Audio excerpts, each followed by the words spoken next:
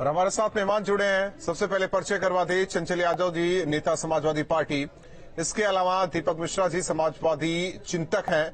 अरुण राजभर, प्रवक्ता एसबीएसपी। आप सभी मेहमानों का चर्चा में स्वागत है। और जरा अरुण राजभर जी से समझ लेते हैं, ये समाजवादी पार्टी का सवाल है। समाजवादी पार्टी में ठीक है, हो गया। चंचल यादव जी, हो गई आपकी बात। आपको मजबूती के अरुण राजभर जी, सियासी मुलाकात है या फिर 2024 को लेकर कोई बात बन रही है? देखिए, जब कोई नेता एक दूसरे नेता से मिलता है तो जाहिर सी बात है कि कोई ना कोई चर्चा तो होगी ही जी।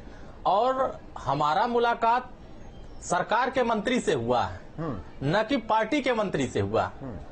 वो सरकार के विभागीय मंत्री हैं और वो विभिन्न हमारे ही जनपद से आते हैं जी, और वहीं से चुन करके आए हैं। तो जो उस क्षेत्र की जो समस्या है, उस समस्या को लेकर के जब हम जा रहे हैं तो कई मायनों से लोग आकलन कर रहे हैं कि हो सकता है। सियासत में संभावनाएं नजरअंदाज नहीं किया जा सकता है। संभावनाएं सब खुली रहती हैं। हाँ। संभावनाएं सब तलाशी जाती है। सब लोग अपने अपने तरीके तो से क्या संभावनाएं तलाशी जा रही हैं? आपसे ये सवाल कर सकता हूं मैं? माननीय राष्ट्रीय अध्यक्ष श्री नहीं, जैसा आप कह रहे हैं कि ये संभावनाएं वहां बन रही हैं, माननीय राष्ट्रीय अध्यक्ष श्री ओम प्रकाश राजभर जी ये बात तो खुल के कह दिए कि 2024 में हमारा गठबंधन माननीय अखिलेश यादव जी और समाजवादी पार्टी के साथ मजबूती से रहेगा।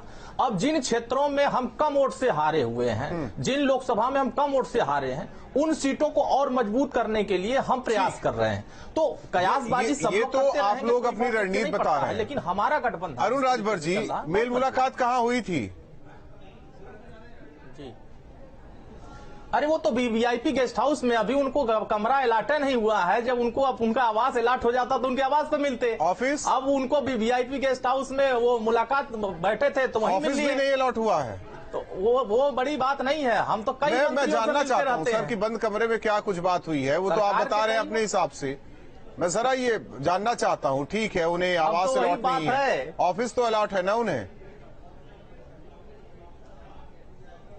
हाँ, तो ऑफिस उस दिन नहीं, उस दिन थे, उस दिन वो वहीं बैठे थे। तो हमको लगा कि यहाँ नजदीक हो जाएगा, थोड़ा वहाँ दूर हो जाएगा, तो जहाँ नजदीक मिल गए वहाँ अपनी फरियाद रख दी। यानी कि बीजेपी से नजदीकियां है से जनता की फरियाद रखना।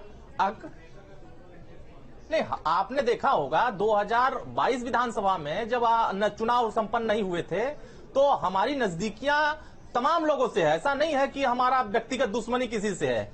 माननीय दयाशंकर सिंह जी हम लोगों के हमारे बहुत करीबी हैं, ये तो मैंने पहले ही बताया, और हमारे घरेलू संबंध है उनसे। देखिए, मैं भी चाहता हूं कि उत्तर प्रदेश में विपक्ष मजबूत स्थिति में रहे। वैसे ही अखिलेश यादव को सब छोड़ रहे हैं, अब ओम प्रकाश राजभर भी छोड़ देंगे तो फिर अखिलेश यादव क्या करेंगे कल को अगर संभावनाएं बनती है तो? नहीं, देखिए क्या है कि नहीं, देखिए असल में देखिए दिक्कत क्या है कि माननीय अखिलेश यादव जी, हमारे पर भरोसा, उत्तर प्रदेश के 3 करोड़ जनता ने हमारे गठबंधन को समर्थन किया। तो इस बात से लेकर के समर्थन किया है कि हम मजबूत हुए हैं, विपक्ष हमारा मजबूत हुआ। अब बताइए, 47 सीट का विपक्ष दो पुराने सरकार में था, नए सरकार में बार बीजेपी के साथ थे तो भी भरोसा किया था। क्या विपक्ष कमजोर हुआ? पिछली बार साथ थे बीजेपी के तो भी भरोसा किया गया था। इस बार समाजवादी पार्टी के साथ है तो भी भरोसा है। भरोसे पर सवाल नहीं है। बीजेपी के साथ था तो 325 जैसा हालात था, और 200 325 समाजवादी के साथ आए तो हमारे 11 वाला हाल हुआ। 75 की हालात आ गए। जो सीटें नहीं, अरे क्या बात कर रहे हैं? अरे 47 से 111 पहुंचाए। सर, अगर आपका आकलन किया जाए तो पूर्वांचल में देखिए, गाजीपुर जिला खाली कर दिया, आजमगढ़ खाली कर दिया, अंबेडकर नगर खाली कर दिया, बस्ती खाली कर दिया, चंदौली अधिया दिया, मऊ खाली कर दिया, जौनपुर अधिया दिया।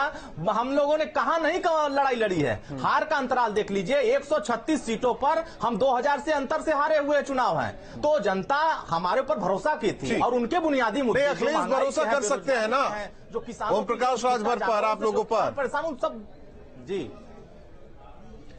ठीक है, हमारे साथ ठीक जिसके पास ताकत होती है उसी पर पहरा हो गया। है। मोइन पठान जी, जो कि समर्थक है आजम खां के,